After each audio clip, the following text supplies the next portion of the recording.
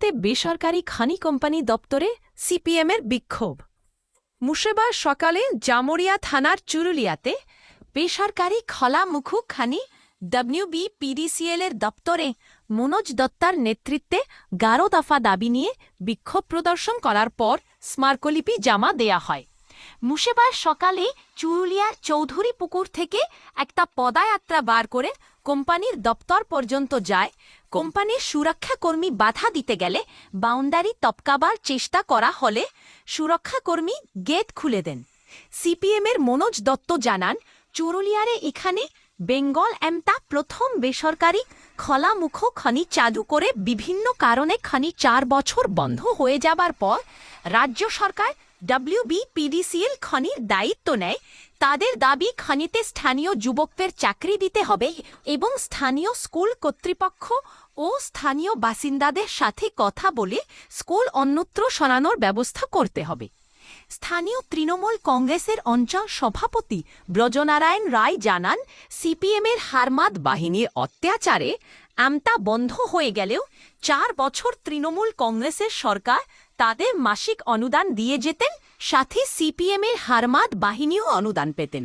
বর্তমানে তাদের অনুদান পুনরায় চালু করার জন্য এই বিক্ষোভ কর্মসূচি করেছে।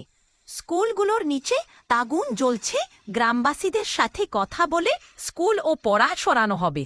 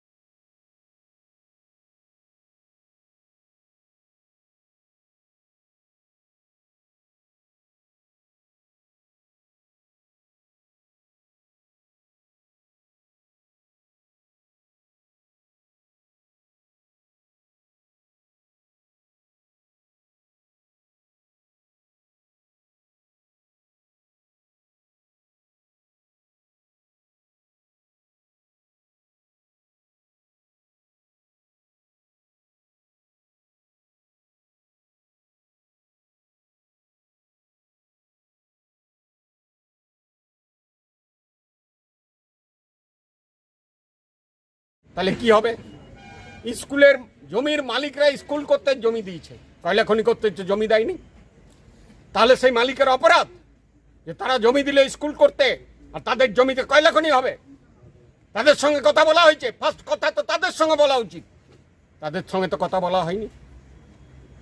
আমি বলছি আপনাদের কাছে যে এটা বন্ধ করতে হবে, এই জিনিস বন্ধ করতে হবে। সরকারে আছে বলে, একচেটিয়া সরকারে আছে বলে ক্ষমতার জোরে আর পুলিশের জোরে এইসব করে নেবে, এটা হতে দেবে না। এবারে আমরা হতে দেবো না, এটা একদম পরিষ্কার কথা। জনশুনানি করতে হবে, মাইক নিয়ে প্রকাশ্যে মিটিং করতে হবে। সেই মিটিংয়ের মধ্যে দিয়ে আমাদের আলোচনা হবে, মানুষ যা সিদ্ধান্ত নেবে সেই সিদ্ধান্ত। আমাদের পলিটিক্যাল পার্টির দায়িত্ব আছে মানুষকে বোঝানোর, কিন্তু ওনারা পলিটিক্যাল পার্টির সাহায্য নেবেন না। ওনারা কেবল সার্গস পার্টি শাসক দলের পার্টির সাহস উদ্যোগে চাই। আমরা বলছি এটা বন্ধ করতে হবে। আর রাস্তাগুলো কি হয়েছে জানতো লোদা, জানতো বাগুলি, যান অন্যান্য গ্রাম। আজকে তালডাঙ্গা বেরোতে পারে না, পাহাড়ে ঢেকে গেছে। জয়নগর প্রতিদিন ফাটছে, জয়নগর গ্রামটা ধসে যাবে। তাহলে যদি এই হয়, আর ধুলো গ্যাস এগুলো তো আছেই, প্রতিদিন দূষণ বাড়ছে, কি হবে তাহলে? মানুষ থাকবে না এলাকায়? গুলি করে মেরে দিন সবাইকে, সব মানুষকে গুলি করে মেরে দিন, তাহলে মানুষ থাকবে না। আপনারা একদম গোটাই কয়লা খনি করবেন। এইটা বন্ধ করতে হবে, ওই জন্মে বন্ধ করতে হবে। আর আমরা যেটা বলছি যে উন্নয়নমূলক কাজ করতে হবে।